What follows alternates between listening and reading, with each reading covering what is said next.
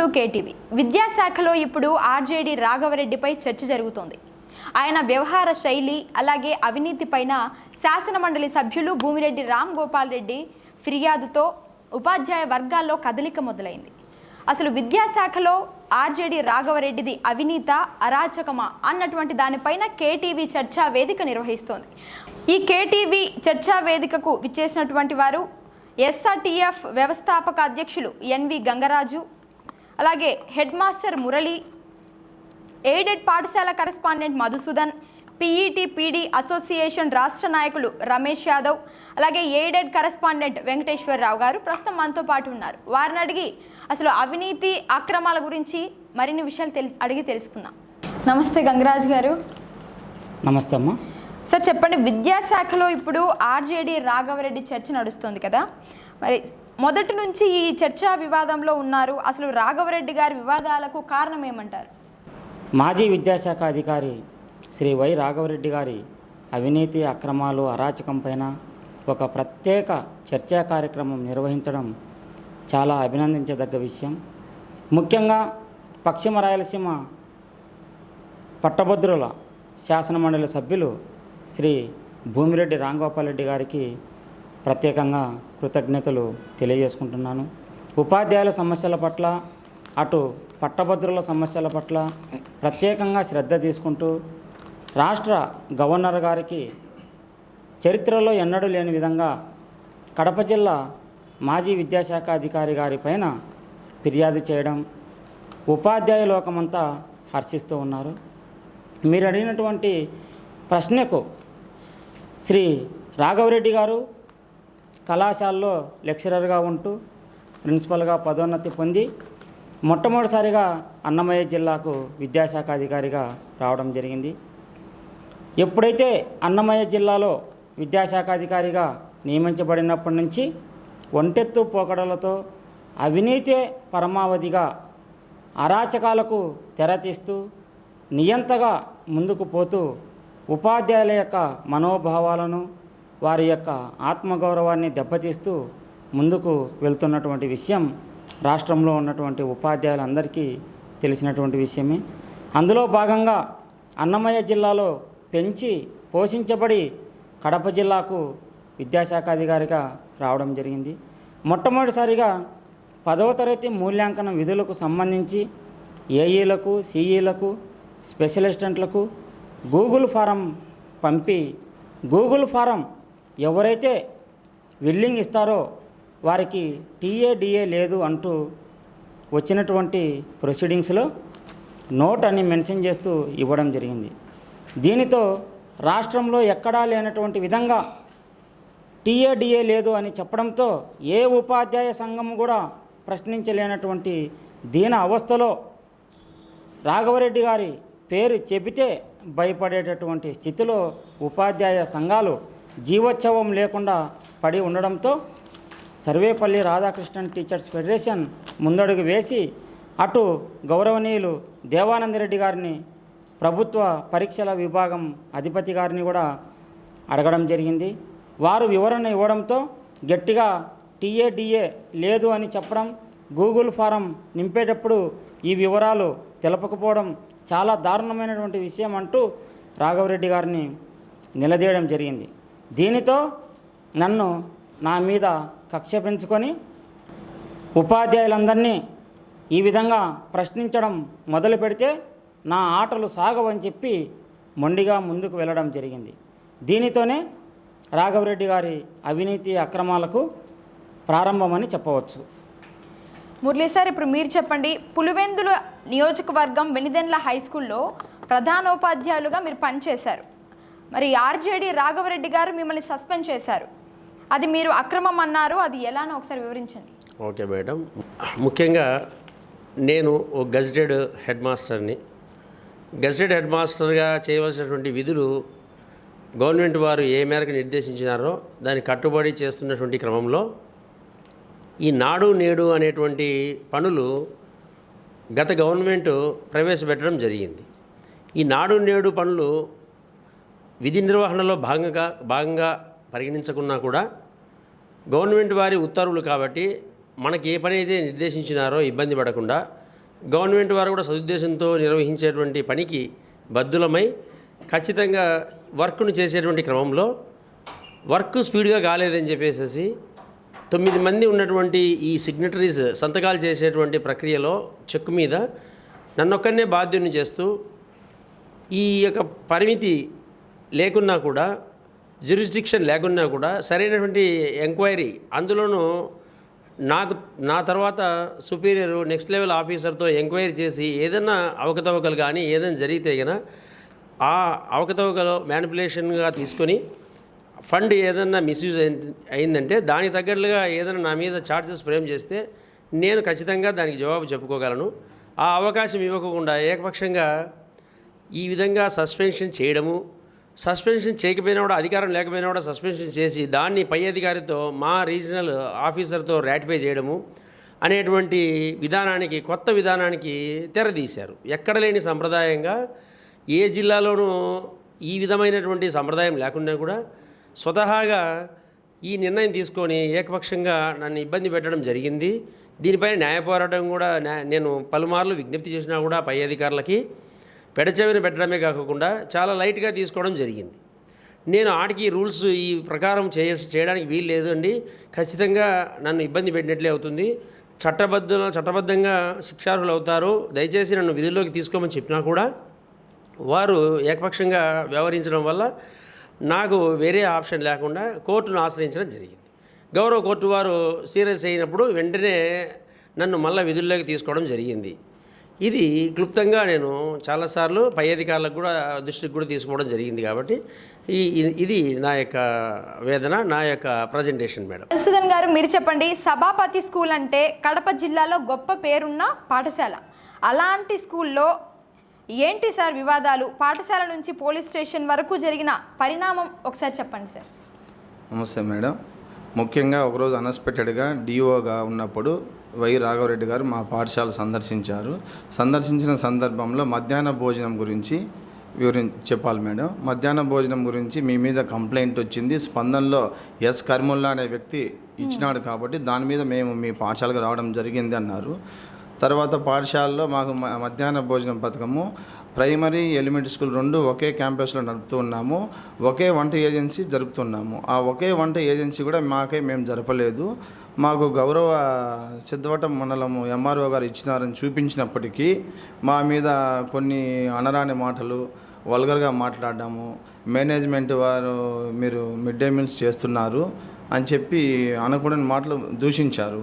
దూషించి తర్వాత మా కార్యాలయము, మా స్కూల్ వ్యవస్థాపకులు మొట్టమొదటిసారిగా 1945 సంవత్సరంలో స్థాపించబడింది.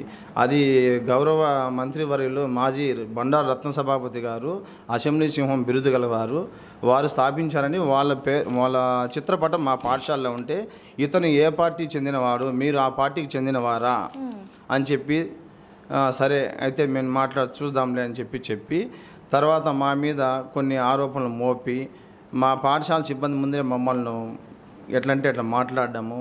తర్వాత నువ్వు కరెస్పాండెంట్గా ఎలా చేస్తున్నావు, మాది ఎలిమెంటరీ స్కూల్ రికగ్నైజేషన్ ఫైల్ మేము పెట్టినప్పటికీ మాకు 1945 నుంచి ఉంది. తర్వాత ఇక్కడ సోమశిల ప్రాంతం కింద మునిగిపోయినప్పటికీ కొత్త మాధారంలో వచ్చి మేము పెట్టి 35 ఏళ్ళు అయింది.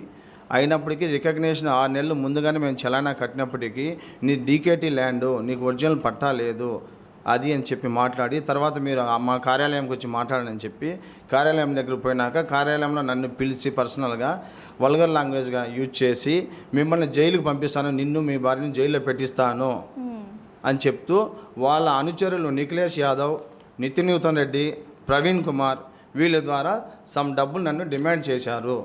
నేను ఇవ్వలేను, నాకు అంత స్తోమత లేదు, నా స్కూల్ నా ఫోర్ ఫాదర్స్ సంపాదించిన స్కూల్ కాబట్టి నేను ప్రెస్టీజ్ ఇష్యూగా జరుపుకుంటున్నాను. ఇదే స్కూలు ఒకే నేమ్తో ఉండేది. రాష్ట్రంలో 2 స్కూళ్ళు ఉన్నాయి మాది.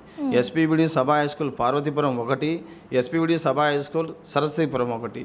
దీనికోసం మా పెద్దలు ఎంతో పోరాటం చేసినారు కాబట్టి దాన్ని నేను ఏదో కాపాడాలనే ఉద్దేశంతో ఇలా నేను మెయింటైన్ చేసుకుంటున్నాను సార్ అని చెప్పినా కూడా లేదు, నీ మీద క్రిమినల్ కేసు పెడుతున్నామని చెప్పేసి నేను డబ్బులు ఇవ్వలేనడంలో క్రిమినల్ కేసు పెట్టారు మేడం మిడ్ డే మీల్స్ గురించి. తర్వాత ఆ mid day meals criminal case పెట్టినప్పుడు ఎస్ఐ గారు నన్ను పిలవడం జరిగింది. సిద్ధవటం ఎస్ఐ గారు నన్ను అడిగితే నేనేమి కూనీలు మర్డర్ చేయలేదు సార్, నాకు ఎంఆర్ఓ గారు ఇచ్చిన ప్రొసీడింగ్ ప్రకారం నేను నడుపుతున్నానని చెప్తే అప్పుడు ఎస్ఐ గారు నన్ను వెళ్ళిపోమన్నారు. మీరు హ్యాపీగా వెళ్ళిపోండి అంటే మళ్ళీ ఆ కేసు ఫైల్ చేయలేదని చెప్పి ఎంఈఓ వాళ్ళ దగ్గర పంపించి ఎంఈఓ గారు కేసు పెట్టమని చెప్పినా కూడా ఎస్ఐ గారు ఏజెన్సీ మీద మేము పెట్టలేమని తెలిపినప్పటికీ మళ్ళీ రిజిస్టర్ పోస్ట్ చేయించాడు ఈయన ఫోన్ చేయించి. అది తర్వాత మా ఎలిమెంటరీ స్కూల్ నుంచి ఒక అబ్బాయి నవోదయ పాఠశాలకు ఎంపికైతే ఆ నవోదయ ప్రిన్సిపాల్కు ఇతను చెప్పారో ఎవరు చెప్పారు ఇతని ద్వారా పోయి ఆ రికగ్నేషన్ వాళ్ళకు టైం అయిపోయింది, లేదు ఆ అబ్బాయి సీట్ ఇవ్వద్దని చెప్పి నిలబెట్టిస్తే మళ్ళీ ఆ టైంలో నేను పోయి డిఓ ఆఫీస్ గారు రిక్వెస్ట్ చేసుకుంటే ఆ నిఖిలేష్ యాదవ్ అనే అతను ఏం చేశాడంటే వాళ్ళ పేరెంట్స్ తొడుకొని పోయినప్పుడు మీరు ఇటువంటి పాఠశాలలో చేర్పించకూడదు, గుర్తింపు లేని పాఠశాల అని చెప్పినాడు. ఎందుకంటే అతను నేను డబ్బులు ఇవ్వలేదు కాబట్టి ఈ విధంగా చెప్పాడు. ఈ రోజుకి టిల్ టు డేట్ ఈ రోజుకి కూడా నా ఫైలు గతంలో ఉన్న ఎంఈఓ ఎం శంకరయ్య గారు రికమెండ్ చేసి అన్నీ కరెక్ట్గా ఉన్నాయని చెప్పి చెక్ లిస్ట్ ప్రకారం ఇచ్చినప్పటికీను మళ్ళీ ఎంక్వైరీ వేశారు. మళ్ళీ రీసెంట్గా ఎంక్వైరీ చేసినప్పుడు విలియం రాజు కొత్త ఎంఈఓ వచ్చారు. ఆ ఎంఈఓ గారు ఇచ్చినప్పటికి కూడాను మొన్నటికి మన లాస్ట్ శనివారం ఇచ్చినా కూడా ఈ రోజు వరకు నాకు ఎలాంటి స్పందన లేదు. డిఓ మేడం గారు కూడా మేము ఎప్పుడు ఫోన్ చేసినా నాది బ్లాక్ లిస్ట్లో పెట్టారు, నా ఫోన్ నెంబర్ ఎప్పుడు ఎత్తరు. హరిప్రసాద్ అనే అతను టీడీపీ లీడర్ దగ్గర మా ఫాదర్ ఫోన్ చేయించాడు. ఫోన్ చేయించినా కూడా మీరు ఏమి అట్లా ఇట్లా ఫోన్ చేయిస్తారంటే లేదు మేడం మా ఫాదర్ చేయించారు, మీరు పని చేయండి మా నాకు రావాల్సి నాకు రికగ్నేషన్ ఇవ్వండి అని చెప్పాను మేడం. కానీ ఈ రోజు వరకు కూడా నాకు రికగ్నేషన్ ఇవ్వలేదు. తర్వాత నా కరస్పాండెన్షిప్ రద్దు చేయాలని చెప్పి ఈయన డిఓగా ఉన్నప్పుడు ఆర్జేడీకి లెటర్ పెట్టారు. తర్వాత ఆర్జేడీగా ఉన్నప్పటి నుంచి మళ్ళీ ఇతనే ఆర్జేడీ అయిన తర్వాత మళ్ళీ డిఓకి రికమెండ్ చేసి కరస్పాండెన్షిప్ రద్దు చేసి మీరు కలెక్టర్ పెట్టండి అని కూడా చెప్పారు. ఇవన్నీ వ్యక్తిగతంగా మా మీద మేము డబ్బులు ఇవ్వలేని కక్ష సాధింపుతో సాధిస్తున్నాడు. రమేష్ యాదవ్ గారు మీరు చెప్పండి, అసలు పీటీ పీఈటీలతో ఆర్జేడీ గారి ఆటలు ఏంటి, దీనిపైన మీ స్పందన ఒకసారి చెప్పండి సార్. మొట్టమొదటిగా అంశాన్ని అయితే పునరుద్ఘాటించాల్సిన అవసరం ఉంది. ఉపాధ్యాయుడు సమాజ నిర్మాత, సంఘ నిర్మాణంలో సంఘం బాగు చేయడంలో బాధ్యుడిగా ఉంటాడు. మరి ఇదే క్రమంలో ఈ ఉపాధ్యాయులను జిల్లాలోని విద్యాసంస్థలను పర్యవేక్షించాల్సినటువంటి బాధ్యతలు కలిగినటువంటి ఉన్నత స్థాయిలో ఉన్నటువంటి ఓ అధికారి తన యొక్క హావభావాలు కావచ్చు, తన యొక్క వస్త్రధారణ కావచ్చు, తన యొక్క మాట తీరు కావచ్చు, తన యొక్క ప్రవర్తన కూడా జిల్లాలోని విద్యార్థులు ఉపాధ్యాయులు మరి ఈ విద్యారంగాన్ని అంతటి కూడా ప్రభావితం చేసే స్థాయిలో ఉంటుందనేది ఇది ఎవరు కాదనలేని సత్యం. మరి ప్రధానంగా ఓ సంఘబాధ్యుడిగా, విద్యార్థి సంఘ నాయకుడిగా కానీ ఉపాధ్యాయ సంఘ నాయకుడు కానీ గత 22 సంవత్సరాలుగా మేము గమనించిన క్రమంలో కడప జిల్లా విద్యాశాఖలో విద్యా కార్యాలయాన్ని నిర్మించినటువంటి అధికారులను చూసాం. ఉపాధ్యాయులతో చాలా చక్కని సమన్వయంతో కార్యక్రమాలు నిర్వహించుకున్నటువంటి అధికారులను చూసాం. కానీ ఓ భిన్నమైన వైఖరితో నోరు తెరిస్తే అమ్మనా బూతులు, సంస్కృత భాష, సంస్కృతానికి కూడా చెడు తగులుతుందేమో అటువంటి వైఖరి, అటువంటి పదజాలము, మహిళతో కూడాను తన యొక్క మాట తీరుతో వ్యంగ్యంగా చాలా శోచనీయమైనటువంటి భాషను వాడే పరిస్థితి. మరి వ్యాయామ ఉపాధ్యాయులు కావచ్చు, ఇతర ఉపాధ్యాయుల సమస్యల పట్ల కానీ మేము వారి దగ్గరికి ప్రాతినిధ్యంగా వెళ్ళే సందర్భంలో ఎక్కడా కూడా సరైనటువంటి స్పందన ఉండదు. ఏ విషయానికి కూడాను మరి ఓ ఇద్దరు ఉపాధ్యాయులను, ఓ పార్టీకి సంబంధించిన వ్యక్తులను అర్బన్ నుండి డెప్యుటేషన్ వేసుకుని అదే కార్యాలయం వద్ద అదే డిఈఓ గారి టేబుల్ పైన ఈ ఇద్దరు ఉపాధ్యాయులు భోంచేసే స్థాయికి వారిని తీసుకొచ్చారంటే వారి యొక్క వైఖరి, వారి యొక్క శైలి కానీ మనము ఇక్కడ గమనించవచ్చు. మరి పలువురు ఉపాధ్యాయులకు బదిలీల విషయంలో వారు చేసినటువంటి ఆధారాలు పక్కాగా మా దగ్గర ఉన్నాయి ఫైల్లో. వీటిని త్వరలోనే రాష్ట్ర విద్యాశాఖ అధికారులు వేసినటువంటి ఎంక్వైరీ అధికారికి పురస్కారాలు ఇవ్వనున్నాం. ఇప్పుడు కూడా మీకు కొన్ని వ్యాయామ ఉపాధ్యాయులకు సంబంధించిన అంశాలను చెప్పనున్నాం. ఏదైతే ఆంధ్రప్రదేశ్ ప్రభుత్వము 100% ఉన్నతీకరణ చేసే సందర్భంలో పదోన్నతి పొందని పీఈటీలు వారి యొక్క స్థానాలు నిలుపుకునే క్రమంలో GOMS నంబర్ 77ను తీసుకురావడం జరిగింది. వారు ఆ జీవోలో కూడా ఒక పాయింట్ మెన్షన్ చేయారు. ముఖ్యంగా they must be continued in their own place with their own basic అని. వారిని అక్కడ నుండి డిస్టర్బ్ చేయకూడదు, వారి యొక్క సొంత బేసిక్తో మాత్రం కొనసాగించాలని. కానీ గౌరవ డిఓ, మాజీ డిఓ శ్రీ రాఘవరెడ్డి గారు స్వయాన జిల్లా ఆఫీసు సిబ్బందితో కానీ మరియు వారికి స్పందించేటువంటి వారితో అటువంటి పరిస్థితుల్లో రాత్రి అర్ధరాత్రి 11-11:30 గంటలకు తానే రంగంలోకి దిగి సీనియర్ పీఈటీలను కూడాను బెదిరించేటువంటి పరిస్థితి, వీటికి ఆధారాలు కూడా ఉన్నాయి. వాటిని కూడాను మరి త్వరలో జరగబోయే విచారణలో అధికారి గారికి తెలియజేయనున్నాం. మరిన్ని అంశాలతో ఖచ్చితంగా అధికారి గారికి, విచారణ అధికారికి తెలియడానికి సంసిద్ధంగా ఉంటున్నాం. వెంకటేష్ గారు, మీరు చెప్పండి, మీరు ఎయిడెడ్ పాఠశాల కరెస్పాండెంట్గా ఉన్నారు. మరి డబ్బుల పంచాయతీ మీకు అలాగే మీ ఆర్జేడీ గారికి ఉందా, లేకపోతే నిజంగా ఈ విద్యాశాఖ పరమైనటువంటి గొడవలేనా? ఒకసారి చెప్పగలరా? మొదటగా వచ్చేసి మా పాఠశాల పనిచేస్తున్నటువంటి ఎవరైతే ఈ యొక్క అటెండర్ యేసురత్నం అనే అతన్ని 2002 సంవత్సరంలో సస్పెండ్ చేయడం జరిగింది. అయితే సస్పెండ్ చేసినప్పటికీ అప్పుడు ఉన్నటువంటి ప్రస్తుత డిఓ దేవరాజులు గారు ఉన్నారు.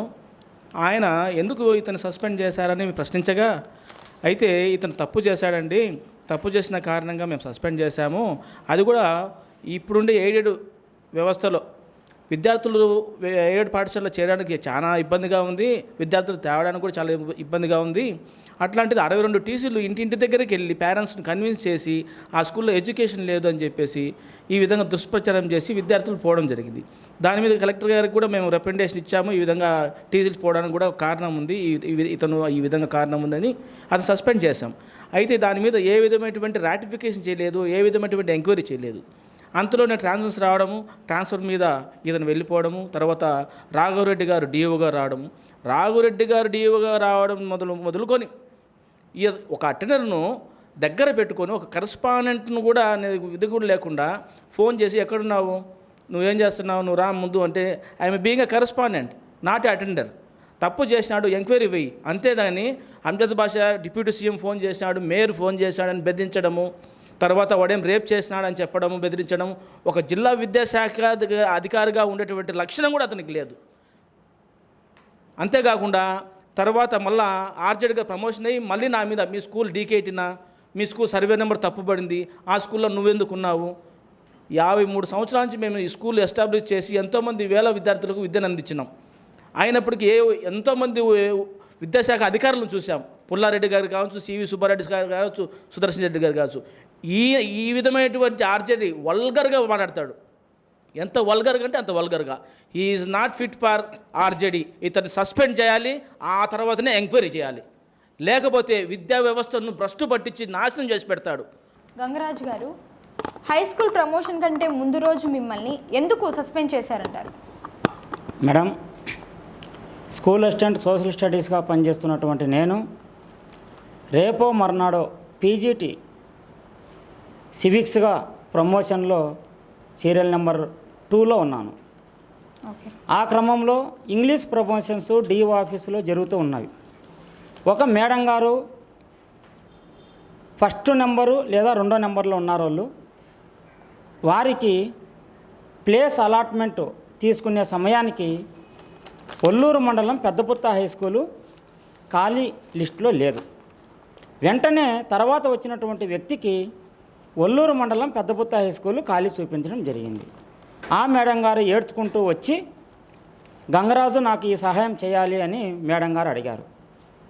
అడిగిన వెంటనే డిఈఓ గారికి నేను సూటిగా ప్రశ్నించినాను, పెద్దపుత్త హై స్కూలు ఇంగ్లీష్ ప్రమోషన్లో ఖాళీలు ఎందుకు చూపించలేదు, మీ అనుచరులు వచ్చినప్పుడు ఆ ఖాళీని ఎలా ప్రదర్శించినారు, ఇక్కడ ఏమైనా బ్లాక్ లిస్టులో అటువంటి ఏం లేవు కదా, ఎందుకు ఇలా వచ్చినవి అని నేను అడగడం జరిగింది.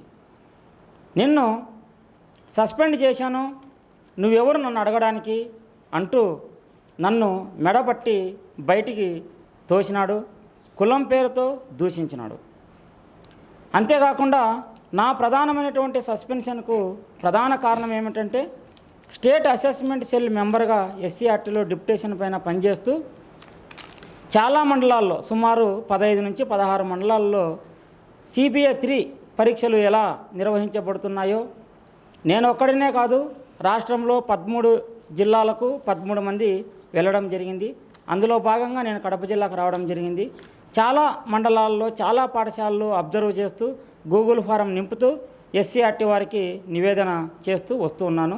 చివరి పరీక్ష ఏప్రిల్ 28వ తేదీన 2023 నాడు వీర్పనాయనపల్లి మండలం పాలగిరి హై స్కూల్కు వెళ్ళడం జరిగింది. అక్కడ ప్రధానోపాధ్యాయుడు చాలా నిర్లక్ష్యంగా వ్యవహరిస్తూ బ్లాక్ బోర్డు పైన సీటింగ్ అరేంజ్మెంట్ కానీ నామినల్ రోల్ కానీ రాయకుండా ఒక తరగతి పిల్లలు, ఉదాహరణకు 6వ తరగతి పిల్లలందరూ 6వ తరగతి ఒక గదిలో, 7వ తరగతి పిల్లలందరూ 7వ తరగతిలో ఉంచడమే కాకుండా పుస్తకాలు, గైడ్లు, టెక్స్ట్ బుక్స్ ముందు పెట్టుకొని పరీక్షలు వ్రాస్తూ ఉండడాన్ని నేను గమనించి డిఈఓ గారికి నివేదన చేసినాను. ప్రభుత్వానికి చెడ్డ పేరు వస్తుంది. నాడు నేడు పనులలో ఎన్నో కోట్లు ఖర్చు పెడుతున్నాం, అందరూ ఇంగ్లీష్ మీడియం చదువుతున్నారు, ఇలా పేపర్లకు ఇలా వస్తే చెడ్డ పేరు వస్తుందని చెప్పి ఒక లేడీ టీచర్ని అడ్డం పెట్టుకొని వారిని ఏదో పాత కక్షలతో నేను ఆ స్కూల్కు పోయినానని చెప్పి ఆ మేడం గారు ప్రధానోపాధ్యాయులకు కానీ ఇటు డిఓ గారికి కానీ ఎటువంటి ఫిర్యాదు చేయనప్పటికీ వీడియో క్లిప్పింగ్ అంటూ అలాగే వాళ్ళను భయప్రాంతాలకు గురి చేసినానని నెపం వేసి షోకాజ్ నోటీసులో ఒక విషయాన్ని పొందుపరుస్తారు. అది ఏమిటంటే స్కూళ్ళు విజిటింగ్ చేయడానికి పర్మిషనే లేదని షోకాజ్ నోటీసులో వివరణ అడిగారు. సస్పెన్షన్లో ఉపాధ్యాయులను బెదిరించినాను, భయభ్రాంతులకు గురి చేసినానని చెప్పి షోకాజ్ సస్పెన్షన్లో ఇస్తారు. అలాగే ఛార్జెస్ ఫ్రేమ్స్లో ఇంకొక విషయాన్ని ఇస్తారు. ఎందుకంటే అడిగేవారు లేరు, నా కాళ్ళ దగ్గరికి వచ్చి భంగపడుకొని డబ్బులు ఇచ్చేసి పోస్టింగ్ తీసుకుంటారులే అనేటటువంటి భ్రమలో ఇంతకుముందు అన్నమయ్య జిల్లాలో పెంచి పోషించినారు. కాబట్టి అదే విధంగానే ఇక్కడ కూడా ఉంటుందిలే అని అనుకొని ఆ విధంగా డిఈఓ గారు ముందుకు వెళ్ళారు. నేనేమి ప్రమోషన్ పోయిందనో, నేను సస్పెండ్ అయ్యాననో ఏ రోజు కూడా మా కుటుంబ సభ్యులు ఎంతో ధైర్యవంతులు, ఏ రోజు కూడా బాధపడలేదు. అలాగే ముందుకు వెళ్ళడం జరిగింది. మురళి గారు, మీకు డైరెక్ట్గా ఫోన్ చేసి తిట్టారనే సమాచారం కూడా ఎంతవరకు నిజమంటారు? అసలు ఏం జరిగింది? మేడం, ముఖ్యంగా నాడు నేడు పనులు జరిగేటువంటి క్రమంలో, అందులోనూ హాలిడేస్లో కూడా మీరు నాడు నేడు పనులను పర్యవేక్షించండి అని చెప్పేసి అప్పుడు డిఓ గారు ప్రొసీడింగ్స్ ఇవ్వడంతో మా స్టాఫ్ను కూడా ఈ పనులను పర్యవేక్షించడానికి పురమాయించడం జరిగింది త్రూ సర్క్యులర్. సో వారు కూడా నిబద్ధతగా ఈ సివిల్ వర్క్స్ ఎంత చేస్తున్నారు, ఎంతవరకు చేస్తున్నారు అనేటువంటిది తెలియదు కాబట్టి జస్ట్ పర్యవేక్షణ వరకే బాధ్యతగా మేము ఫీల్ అయ్యాం. సో ఈ సివిల్ వర్క్స్కి అంతా ఇంజనీర్స్ను వీళ్ళని బాధ్యులను చేయకోకుండా కేవలం ఏకపక్షంగా కొంతమంది చెప్పినటువంటి రిపోర్ట్స్ను, అది కూడా దానికి కూడా శాంక్టిటీ లేకుండా ఫోన్లో ఒకసారి మాట్లాడినప్పుడు కొంచెము వాగ్వివాదం జరిగిన మాట వాస్తవం. మీ డ్యూటీస్ ఏంటంటే నా డ్యూటీస్ అన్నీ ఫ్రమ్ టాప్ టు బాటం చెప్పడం జరిగింది. ఇవి సార్, ఈ డ్యూటీస్ ఇవి, వీలైతే మమ్మల్ని సేవ్ చేయాలి, వీరు చెప్పినటువంటి ఆరోపణలను అన్ఫౌండెడ్ అలిగేషన్స్ను బేస్ చేసుకోవడం వల్ల నేను ఇబ్బంది పడ్డాను. అంటే వాళ్ళు కూడా ఏం చెప్పినారో చెప్పండి అంటే అలా చెప్పడానికి వీలు పడదు సార్, ఏదైనా మాట అనుకుంటామని వారితో వాగ్వివాదం జరిగింది. వారు కూడా కొంచెం ఒక విధంగా హార్ష్గా ఏమి నీ డ్యూటీస్ ఏంటి అని మళ్ళీ అనడంతో నేను కూడా గౌరవంగా మాట్లాడండి, give and take is fair play, మనం ఎడ్యుకేషన్ సిస్టంలో ఉన్నాం, మీ పై అధికారి, నేను మీ పాలేరుని కాదు, అలా మాట్లాడకండి అని చెప్పేసి అనడం కూడా జరిగింది. వెంటనే ఏం బాబు అన్నారు. అదే సంబోధన ఏం పోయి అనేటువంటి మాటతో మొదలుపెట్టినప్పుడు నేను తిరగబడిన వెంటనే ఏం పోయి అనేటువంటి సంబోధన నుంచి ఏం బాబు అనే సంబోధన వరకు వచ్చింది. సో అదే లాంగ్వేజ్ ముందు మాట్లాడడం వల్ల ఎంతో గౌరవం పెరిగేది. ఒక అధికారిగా వారు చెప్పినది కరెక్ట్, మనం ఫాలో కావాలేమో అనే ఒక ఫీలింగ్ కలిగేది. టైం టు టైం వారు ఇచ్చినటువంటి డైరెక్షన్ కూడా ఫాలో కావడం కూడా జరుగుతుంది. ఏకపక్షంగా మాటలు వినడం వల్ల ఒక ప్రధానోపాధ్యాయుని ఆ విధంగా దూషించడం, నేను కూడా ఒక హెడ్ ఆఫ్ ది ఇన్స్టిట్యూషన్ చెప్పడం కూడా జరిగింది. సో దానివల్ల వాగ్వివాదం ఆయన ఏమనుకున్నారో ఏమో, అది పరిధి దాటి సస్పెన్షన్ ఉత్తర్వులు ఇవ్వడం జరిగింది. అది చెల్లదని చెప్పేసి న్యాయ పోరాటం ఆల్రెడీగా వారికి చెప్పే న్యాయ పోరాటం చేస్తున్నానని చెప్పే చేయడం జరిగింది. ఓకే. మధుసూదన్ గారు, మీ పాఠశాలలో తనిఖీలో భాగంగా ఆయన డబ్బులు అడిగారు అని మీరు అంటున్నారు కదా, ఆయనే డబ్బు అడిగారు అంటే ఎంత డబ్బు అడిగారు, లేకపోతే ఎవరి ద్వారానైనా అడిగించారా? వాళ్ళ గుమస్తాలు ఉన్నారు కదా మేడం, ప్రవీణ్, నిత్య నూతన్ రెడ్డి, తర్వాత నిఖిలేష్ యాదవ్, వీళ్ళ ద్వారా 2013 నుంచి మీరు ఒకే ఏజెన్సీ చేస్తున్నారు, అప్పటి నుంచి ఎంత వచ్చిందో ఆ డబ్బు నాకు మొత్తం మీరు చెల్లించాలా, లేకపోతే నేను మీ మీద కేసు పెట్టి ఇది చేస్తాను అని చెప్పి బెదిరించారు మేడం. ఓకే. గవర్నమెంట్ ఇచ్చిన ప్రకారమే ఉత్తర్వుల ప్రకారం మేము చేశాము. మేము అయినా పిల్లలకు అన్నం వండి పెట్టాము. మేము డబ్బులు కట్టమంటే మేము ఎలా కట్టాలి సార్ అని చెప్పాము మేడం. తర్వాత వంట ఏజెన్సీ చేసింది మా మిస్సెస్ పెడుతూనే ఉంది కాబట్టి అది మేము కూడా కొంచెము చెప్పుకోలేని విధంగా మాట్లాడాను. మా మిస్సెస్ని మా ముందరే మాట్లాడాను వల్గర్గా. ఇంకా మేము మేనేజ్మెంట్లో చెప్పాము, ఇది పద్ధతి కాదు, సంస్కారం కాదు, మర్యాదగా మాట్లాడండి బాగుంటుంది. ఇది హిస్టారికల్ స్కూలు, మీరు కొంచెం గౌరవించి మాట్లాడితే బాగుంటుంది. నేను కరస్పాండెంట్ని, మా స్టాఫ్ ముందరే మా మిస్సెస్ మాట్లాడడం తప్పు అని చెప్పాను. మీరు ఏదైనా మీరు చెప్పినట్టు నేను తక్షణం ఈరోజే మార్చుకుంటా అని చెప్పి మరుసటి రోజే ఆయన సూచనల మేరకు కొత్త ఏజెన్సీ కూడా మార్చాను మేడం. ఓకే. అయినప్పటికీ కూడా మళ్ళీ నన్ను టార్చర్ చేస్తూ డబ్బులు డిమాండ్ చేస్తూ నా ప్రతి పని డిఓ ఆఫీస్లో రికగ్నేషన్ సంబంధించి ప్రతి అన్నీ ఉన్నా కూడా చెక్ లిస్ట్ ప్రకారము పెండింగ్ పెట్టిస్తున్నారు. ఆయన ఏది జరగలేదు ఈ రోజుటి వరకు కూడా. ముఖ్యంగా ఏమంటే నా మీద కేసు పెట్టడానికి ఎంఈఓ ఎస్ఐ గారు ఒప్పుకోకపోయినా కూడా ఎంఈఓ 2 అరుణ మేడంని పంపించి పోస్ట్ రిజిస్టర్ పోస్ట్ చేయండి అని చెప్పి కూడా పంపించాడు. ఇదంతా పక్కా ప్లానింగ్ తోనే జరుగుతుందంటారా? పక్కా ప్లానింగ్ కక్షపూరితంగానే జరుగుతుంది మేడం. రమేష్ యాదవ్ గారు, మీరేమైనా ప్రత్యక్షంగా ఆర్జేడీ గారితో ఇబ్బంది పడిన సందర్భాలు ఏమైనా ఉన్నాయా? వ్యక్తిగతంగా అయితే ఎటువంటి ఇబ్బందులు లేవు, కానీ సంఘ బాధ్యుడిగా వ్యాయామ ఉపాధ్యాయుల సమస్యలను వారి దృష్టికి తీసుకెళ్లిన సందర్భంలో వారి యొక్క వైఖరి, వారి యొక్క మాట తీరు చాలా బాధ కలిగినటువంటి పరిస్థితి. 2018 ఏపీ గవర్నమెంట్ నిర్వహించినటువంటి డిఎస్సిలో వచ్చినటువంటి వ్యాయామ ఉపాధ్యాయులు ఈ రాష్ట్రంలో అందరికీ కూడాను ఒకే రకమైనటువంటి సర్వీస్ రూల్స్, ఒకే రకమైనటువంటి బదిలీ ఉత్తర్వులు ఉన్నాయి. కానీ జోన్ 4 అందలి ఈ కడప జిల్లాలో మాత్రము కొత్త తనకంటూ ఒక ప్రత్యేక రాజ్యాంగాన్ని, నియమ నిబంధనలు సృష్టించుకున్నటువంటి వ్యక్తి శ్రీ రాఘవరెడ్డి గారు. 2018లో నియామకమైనటువంటి వ్యాయామ ఉపాధ్యాయులు వారికి మ్యాక్సిమం 8 సంవత్సరాలు అదే పాఠశాలలో కొనసాగడానికి అవకాశం ఉంటుంది, లేదా పదోన్నతి పొందిన సందర్భంలో వారి యొక్క స్వేచ్ఛ మేరకు బయటకు వెళ్ళే అవకాశం ఉంటుంది. కానీ 2018లో వచ్చేటువంటి ప్రతి పీఈటీని కూడా 100కు 100% రీకౌన్సిలింగు అంటూ పిలవటం, మరియు ఈ కౌన్సిలింగ్కు హాజరు కాని వారిని బదిలీలలో మీరు అప్లై చేసుకోవాల్సిందే అంటూ ఒత్తిడి చేయడం జరిగింది. ఈ ఒత్తిడి చేసిన క్రమంలో వారిని సంప్రదించడం ఇది అసమంజసమని కూడా మేము తెలియజేయడం జరిగింది. ఎక్కడా కూడా ఎలాంటి ప్రతిస్పందన లేని పరిస్థితి. మరి ఇదే క్రమంలో ఈ 2023 సంవత్సరంలో జరిగిన బదిలీల్లో సీనియర్ వ్యాయామ ఉపాధ్యాయుల్లో కొందరిని ఉత్తర్వుల మేరకు GOMS నెంబర్ 77 మేరకు మేము బదిలీలకి అప్లై చెయ్యము, మాకు ఆ హక్కు ఉంది, 8 సంవత్సరాలు కొనసాగే హక్కు ఉంది అంటూ అక్కడే ఉన్నటువంటి ఉపాధ్యాయులను ఎవరైతే ఆన్లైన్లో అప్లై చేయలేదో అటువంటి వారి యొక్క ప్లేసులను స్వచ్ఛందంగా అధికారి ఆన్లైన్లో వేకెంట్గా చూపించేటువంటి దారుణమైన పరిస్థితి. ఉపాధ్యాయుడు అప్లై చేయకున్నా కూడా ఆన్లైన్లో వేకెంట్గా చూపించేటువంటి పరిస్థితి. ఇది చాలా శోచనీయం. మరియు సంఘబాధ్యులుగా మేము వెళ్ళి వారి దగ్గరికి ప్రాతినిధ్యం చేసే క్రమంలో ఎట్టి పరిస్థితుల్లో కూడా కౌన్సిలింగ్ అయిపోయినాక కూడా చివరిలో కూడా అతనికి ఇవ్వము, అతను ఎక్కడికి వెళ్ళిపోతాడు, ఇంటికి వెళ్ళిపోమనో అంటూ ప్రొద్దుటూరు ప్రాంతానికి చెందినటువంటి ఓ వ్యాయామ ఉపాధ్యాయుడు, సీనియర్ వ్యాయామ ఉపాధ్యాయుడిని ఇబ్బంది పెట్టిన పరిస్థితి. మరి ఇదే క్రమంలో ఓ అంశాన్ని అయితే మనం తెలియజేసుకోవాలి. 2023 జూన్ జూలై మాసాలలో హెచ్ఈటీలకు పదోన్నతులు ఇచ్చిన పరిస్థితి.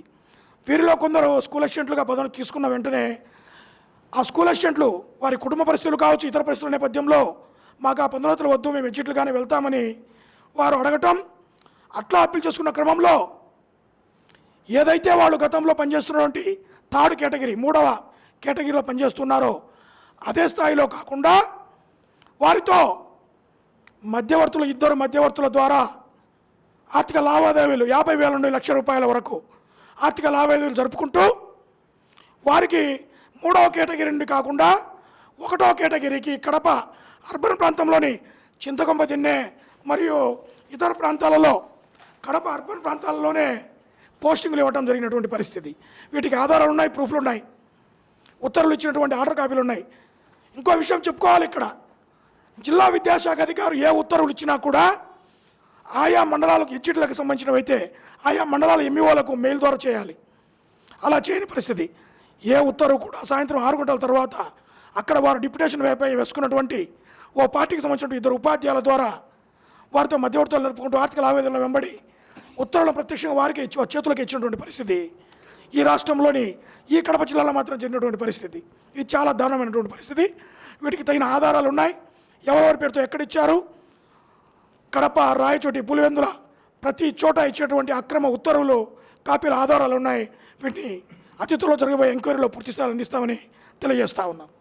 వెంకటేశ్వరరావు గారు, మిమ్మల్ని కులం పేరుతో ఆర్జేడీ గారు దూషించారని సమాచారం ఉంది. మరి ఆ సమాచారం నిజమా అబద్ధమా? అంటే విద్యాశాఖలో కులం పేరుతో దూషించారు అనడమే ఒక నమ్మశక్యంగా లేనటువంటి అంశం. మరి దీని గురించి మీరేం చెప్తారు? వాస్తవంగా అండి, ఆయన రాఘవరెడ్డి గారు ఫోన్ చేశారు. నువ్వు ఇప్పుడే రా, ఏడున్నావు అని ఒక లాంగ్వేజ్ స్లాంగ్ వాడుతూ దుర్భాషలు ఆడుతూ, నేను ఎక్కడో మా చెన్నైలో ఉంటే ఇప్పుడు రావడానికి నేను మీ దగ్గర పనిచేసేటటువంటి అటెండరో స్టాఫో కాదండి. I'm being a correspondent. నేను పాఠశాల యజమానిని, రేపు వస్తానని వెళ్ళానండి. వెళితే ఫస్ట్ నన్ను పిలిపించి ఆ అటెండర్ ముందర ఎవరైతే డిఓగా పనిచేస్తున్నారో రాఘవరెడ్డి గారు, వీడు మీ కులమే అంట కదా, నువ్వేం కులం అన్నాడు. సార్ మేము belongs to SC by Hindu, is a Christian. ఇక్కడ కులం పేరుతో మీరు మాట్లాడడం కరెక్ట్ కాదు. ఒక జిల్లా విద్యాశాఖ అధికారిగా అన్ని కులాలు అన్ని మతాల వాళ్ళు మా పాఠశాలలో విద్యను అందిస్తున్నాము. అట్లాంటిది మీరు అసలు వినరు, అవసరమే లేదు. ఇతన్ని కరస్పాండెన్షిప్ నుంచి తీసేసేయండి. కరస్పాండెన్షిప్ తీయడానికి మీకేం అధికారం ఉందండి? ఒక రాష్ట్ర ప్రిన్సిపల్ సెక్రటరీనో లేదంటే కమిషనరో మాకు అపాయింట్మెంట్ చేశారు 2000 సంవత్సరంలో. లేదంటే మా ఉపాధ్యాయుల దగ్గర ఏదైనా నేను లంచం తీసుకోనో, లేదంటే లంచం అడిగింటోనో, లేదంటే స్కూల్ శాలరీస్ నేను స్టాప్ చేసింటోనో, కరస్పాండెన్షిప్ మీద ఒక కమిటీ వేసి ఆ కమిటీలో ఎంక్వైరీ జరిగిన తర్వాత నేను ప్రూవ్ అయితే నేను కరస్పాండెన్షిప్కు నేను అర్హుడిని కాదు. మీరు ఎయిడెడ్ పోస్టులను అమ్ముకుంటూ ఒక్కొక్క పోస్టుకు 2 లక్షలు 3 లక్షలు తీసుకుంటూ డీసీపీ హాల్లో ఉన్నటువంటి ఈ ఆన్సర్ షీట్స్, క్వశ్చన్కు సంబంధించిన పేపర్స్ అన్నీ అమ్ముకొని కొన్ని లక్షల రూపాయలు మీరు దాంట్లో లాభం పొంది మళ్ళా మిగతా వాళ్ళందరినీ కూడా మీరు వేరే విధంగా చూస్తూ ఎన్నో విధాలుగా పోలీస్ కంప్లైంట్ ఇవ్వమని చెప్పడము, సస్పెండ్ చేస్తానడము, కరస్పాండెన్షిప్ డిస్మిస్ చేస్తానని చెప్పడము, 3 మంత్ కమిటీ. 3 మంత్ కమిటీ అంటే ఆల్రెడీ కోర్టులో 3 మంత్ కమిటీ ఉంది. సపరేట్ హాలిడేస్లో మే నెలలో 3 మంత్ కమిటీ ఎట్లా వస్తున్నారండి? ఈ విధమైనటువంటి చర్యలన్నీ కూడా ఖండించి దయచేసి మేము యాజ్ ఏ కరస్పాండెంట్గా మేము రిక్వెస్ట్ చేసుకుంటున్నామండి. ప్రిన్సిపల్ సెక్రటరీ గారిని లేదంటే సంబంధించిన మినిస్టర్ గారు కానీ, లోకేష్ గారు కానీ ఇతని మీద తక్షణమే చర్యలు తీసుకొని ఈ యొక్క డిపార్ట్మెంట్కు విముక్తి కల్పించాలని కోరుకుంటున్నాను. గంగరాజు గారు, చివరిగా ఇలా ఎంతమందిని అక్రమంగా సస్పెండ్ చేసి ఉంటారు? సంఘ నాయకులుగా మీరు ఈ సస్పెండ్లపై మీ స్పందన ఏంటి? మేడం, ఉదాహరణకు నా సస్పెన్షనే చూసుకుంటే ఎంతో నిబద్ధతతో ఇప్పుడు వాళ్ళు సోకాజ్ నోటీసులో మెన్షన్ చేశారు, ఎటువంటి అధికారం లేకుండా పాలగిరిపోయారని. మరి నేను ఎక్కడ వర్క్ చేస్తూ ఉన్నట్లు? నేను ఒక్కడినే ఏమన్నా పోయానా? 13 మంది 13 జిల్లాలలో వెళ్ళినారు. ఆ విషయం కూడా ఆర్డర్స్ కూడా చూపించి ఉన్నాం. అయితే సస్పెన్షన్ ఇవాళ దాకా మీరు సార్ చెప్పినట్టు కుల ప్రస్తావన, ఎస్సీ ఎస్టీ బీసీలు అని అంటే ఇంకా సస్పెన్షనే, ఇంకేం ఉండదు. వాళ్ళ వర్గీయులు, వాళ్ళ సంఘ నాయకులు ఇంతవరకు అన్నమయ్య జిల్లాలో కానీ కడప జిల్లాలో కానీ ఒక్కరైనా కనీసం సోకాజ్ నోటీసు కానీ మెమో కానీ ఇచ్చారా? సస్పెన్షన్ ఇచ్చారా? ఎవరైనా సరే, ఎటువంటి వేదిక అయినా సరే పంచుకుందాం, ఎవరైనా సరే నిరూపణ చేయండి. ఎస్సీ వాళ్ళు, ఎస్టీ వాళ్ళు, బీసీ వాళ్ళు అంటే ఒంటికాలి పైన వచ్చి సస్పెన్షన్ చేయడమే మైనార్టీ వాళ్ళను. అందులో భాగంగానే సనావుల్లా గారిని కులం పేరుతో తురకోడాన్ని తిట్టడం చాలా హర్షించదగ్గ విషయం కాదని చెప్పి నేను గట్టిగా మాట్లాడా. అలాగే ఇక్కడ అన్నమయ్య జిల్లాలో నందలూరు మండలంలో పనిచేసేటటువంటి ఉపాధ్యాయురాలను కూడా సస్పెన్షన్ చేయడం, అలాగే యూనియన్ వ్యవహారాల్లో కూడా తలదూర్చి ఒక సంఘ నాయకుడిని సస్పెన్షన్ చేసి అతని ద్వారా ముడుపులు తీసుకొని కాళ్ళు పట్టించుకొని దండం పెట్టించుకొని పోస్టింగ్ ఇచ్చారని బయట గుసగుసలు వినిపిస్తూ ఉన్నాయి. ఈ విధంగా ప్రధానోపాధ్యాయులను, ఎడ్జిటి టీచర్లను, స్కూల్ అసిస్టెంట్ టీచర్లను, అలాగే కేజీబీవీ వాళ్ళను, ఎయిడెడ్ పాఠశాల వాళ్ళను, ఎవరైనా సరే వారి వర్గం కాకుండా ఉంటే అది ఒప్పైనా సరే ఆయన రాజ్యాంగంలో తప్పు అని సస్పెన్షన్ చేసుకుంటూ వెళ్ళారు. నేనే గన హైకోర్టు నందు ఆశ్రయించుకోకుండా ఉంటే ఇప్పటికీ ఇంకొక 100 మందిని సస్పెన్షన్ చేసి అవినీతికి నిలయంగా ఒక పార్టీ కార్యాలయంగా డిఓ ఆఫీసును ఇంకా మరింత ఉన్నతంగా తీర్చిదిద్దుకొని ఉండేవారు. ఎప్పుడైతే నేను గౌరవ హైకోర్టును ఆశ్రయించినానో తదుపరి సస్పెన్షన్ జరిగినటువంటి ఉపాధ్యాయులందరూ కూడా నన్ను ఆశ్రయించడం, వాళ్ళు కూడా హైకోర్టును ఆశ్రయిస్తూ ఉండడంతో కడప జిల్లా ఉపాధ్యాయులు ముఖ్యంగా ఊపిరి పీల్చుకోవాల్సినటువంటి అంశం ఏమంటే మరో 100 మంది సస్పెన్షన్ గురి కాకుండా ఆపినామని ఈ సందర్భంగా తెలియజేయగలను. ఆర్జేడీ రాఘవరెడ్డి గారు డిఈఓగా ఉన్నప్పటి నుంచి నేడు ఆర్జేడీగా ఉన్నంత వరకు ఆయన చేసిన ఘనకార్యాలు ఇవి. ఇంకా చాలామంది బాధితులు నేరుగా వేదికపై మాట్లాడడానికి భయపడి ఫోన్లో కేటీవీకి అనేక సమాచారం ఇచ్చారు. రాఘవరెడ్డి గారి బదిలీ తర్వాత బయటకు వస్తామని చెప్పారు. అలాంటి బాధితుల కోసం కేటీవీ వారి గొంతుకగా పనిచేస్తోందని కేటీవీ హామీ ఇస్తున్నది. కేటీవీ చర్చా వేదికలో పాల్గొన్న అందరికీ కృతజ్ఞతలు. మరొక బర్నింగ్ ఇష్యూతో మళ్ళీ కలుద్దాం. నమస్తే.